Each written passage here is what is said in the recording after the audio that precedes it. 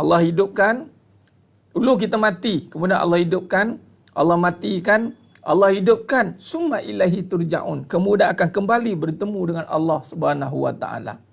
Bertemunya kita dengan Allah Subhanahu wa taala ini, Allah nak tengok dalam surah Al-Mulk, Allah berfirman, Alladzi khalaqal mauta wal hayata liyabluwakum ayyukum ahsanu amala. Allah hidupkan kita ni, Allah jadikan tujuan hidup untuk mati. Kalau orang cari tanya apa, tujuan hidup ni untuk apa ustaz? Tujuan hidup ni tak ada lain, adalah untuk mati. Tujuan hidup untuk mati. Khalas, titik. Bila kita ini hidup untuk mati, ada orang PM saya tanya, ustaz, saya nak cari pasangan mati, nak minta nasihat. Bagus. Baguslah, dah faham. Dulu mungkin kita cari pasangan hidup. Nah, pasangan hidup tak jumpa sebenarnya. Yang adalah pasangan untuk mati. Pasangan untuk mati inilah yang akan kita hidupkan kembali di dunia ini. Apa yang kita nak hidupkan? Apa yang nak kita hidupkan? Itulah nak hidupkan amalan. Amalan.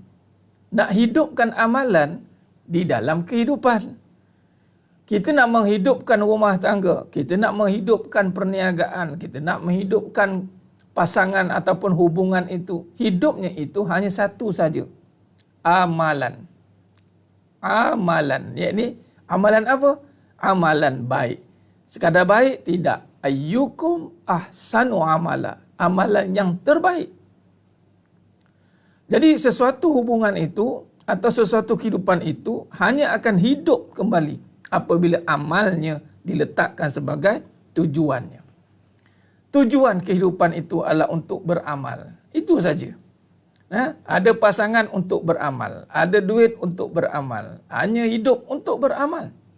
Itu saja. Tak ada perkara lain yang ada dalam kehidupan ni, melainkan hanya amalan semata-mata. Dan hanya itulah yang akan kembali kita bawa jumpa Allah Subhanahu wa taala.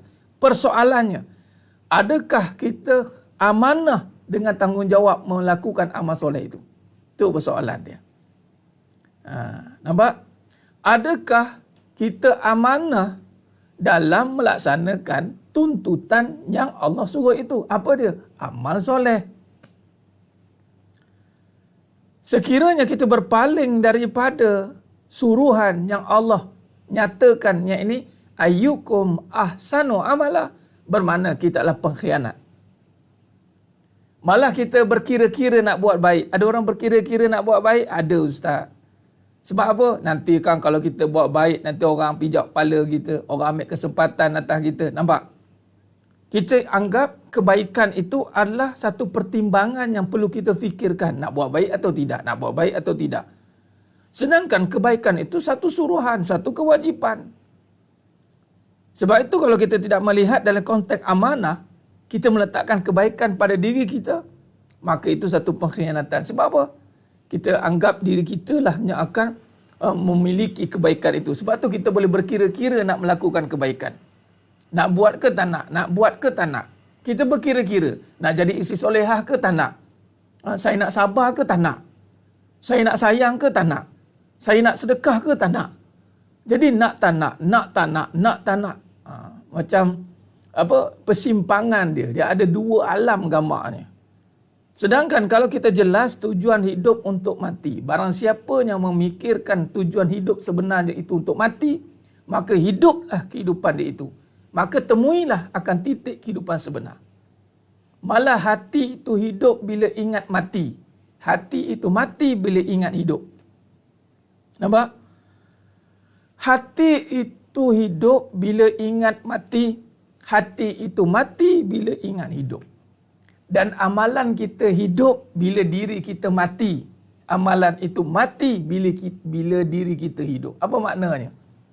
Maknanya apabila kita, manusia ini menonjolkan dirinya, meletakkan kehidupan ini hanya berkisar tentang keakuan. Ini kita sambung semalam murajaah sifat keiblisan. Iblis ni dia sibuk memikirkan keadaan diri dia. Dia sibuk mempertahankan tentang suasana diri dia. Dia sibuk mempertahankan tentang apa yang dia nak dapat. Sibuk tentang ananiah lah, keakuan. Maka orang begini,